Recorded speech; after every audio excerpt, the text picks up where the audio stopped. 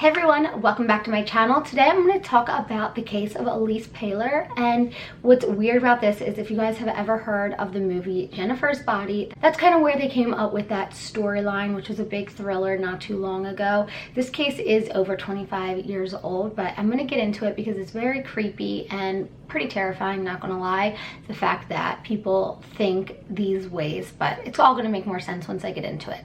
So if you guys like these type of videos, don't forget to like, subscribe, and let's get to it. So Elise Paylor was born on April 24th, 1980 in Templeton, California. She was known as an all-American girl, very sweet, kind, giving. She did dabble into things that she shouldn't have, as most teenagers will do, and at the time she was 15 years old. So there was really few details about this case because they were all underage, and they actually just emerged recently. There was really in-depth detailed testimony from the investigators on this case that they presented at a prelim hearing for the two defendants in this case, and it's going to make more sense as I go along, but this is why they're just emerging now. As I said previously, that she did dabble in weed and drinking alcohol, and it got a little bit out of control, so her parents ended up sending her to a facility. She met Jacob DeLashmutt. Now, this guy actually went to her high school before he got kicked out. And then as she was in the rehab facility, they became friends. And then through him, Fiorella, who went to her high school as well. He was also expelled from the school. And then through both of them, she met Royce Casey. All three of these guys were known for having pretty hard, rough backgrounds. All three of them were known drug users, outcasts, kept to themselves, a little bit on the gothic side, which there's nothing wrong with, into heavy metal. That was a big thing. All three of them together formed this band called Hatred, and they ended up making it pretty big around town, but that's as far as it would go. They couldn't really seem to really up the game, if that makes sense. Now remember this band that they decided to create was heavily inspired by the band called Slayer, which I'm sure you guys have heard of. During this time, they became even more interested in the devil worshipping and the occult. Now, Joseph, that was in this group, he was the most, like the leader kind of, he was the most knowledgeable about the occult and the devil worshipping and all that stuff. He was kind of like the ringleader. This is where Joseph comes up with this idea one day when they're at band practice, and he says that they should make an offering to the devil because that could really get their band up off the ground. Offering them a virgin would help provide them a record deal, and with these dreams of making it big, he thought this was the #1 way to make it happen: give them a human sacrifice. They all thought, you know what? It's crazy enough. We've heard about it before, apparently. Allegedly, they heard, you know, the Slayer songs, and they thought it could just be crazy enough to work, and they had the perfect person in mind, which was Elise Paylor. They thought she was a virgin, and Joseph was obsessed with her, allegedly. They said that they planned this out for months before taking action, and one day they set it into place. On July 22nd, 1995 is when they decided to put this plan into motion. Elise ended up getting a call from Jacob, and he asked her to come out and hang out with him and his buddies.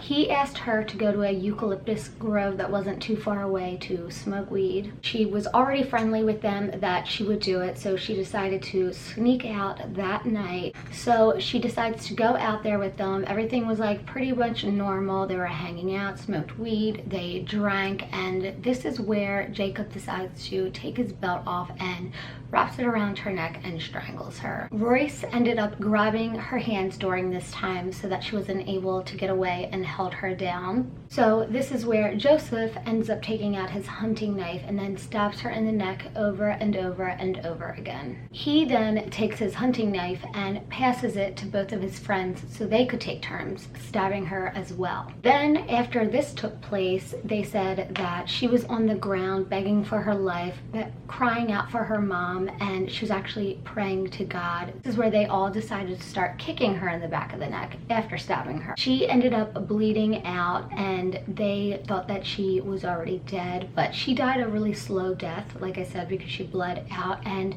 right before they left, after all this torture, they decided they would all have sex with her, and they ended up leaving her there, and her body sat there dead and lifeless for 8 months.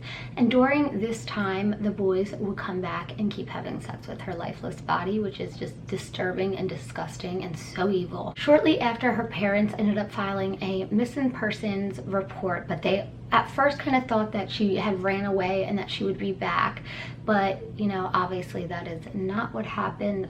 The boys ended up bragging about killing her and doing what they did to her to 2 other friends, but the 2 other friends didn't believe them. They just thought they were bullshitting, try to sound cool or whatever. This is where the case takes a turn. The boys end up kind of going their separate ways a little bit, especially Royce. He becomes this born-again Christian and he's heavily into it, and Royce was scared that he'd become the target from his other friends, since he basically left the group and he was kind of estranged from them. And then he was also scared too that he may kill again, because he had this urge in him that he couldn't really settle, if that makes sense, but he says that he didn't want to kill.